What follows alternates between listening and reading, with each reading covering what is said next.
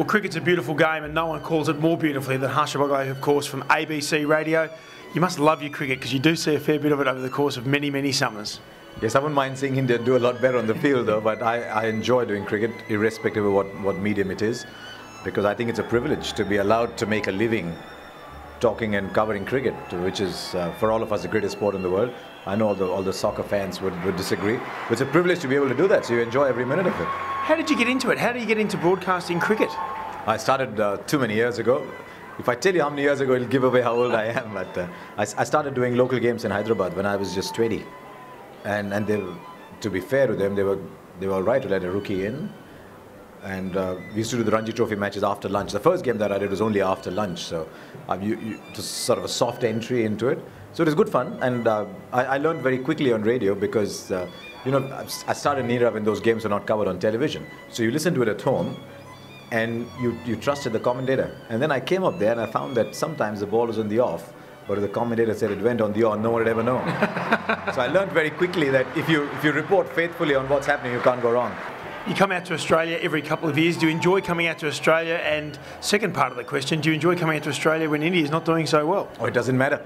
I mean, you can only report what happens on the field.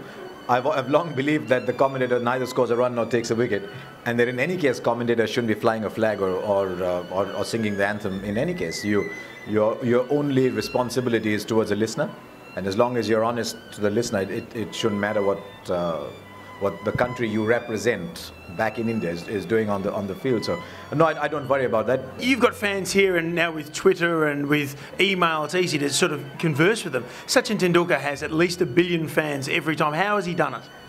But he's been doing it now since he was 15. The number of fans just keeps going up. But I think after a while, you learn to live with that. You learn to live with that pressure.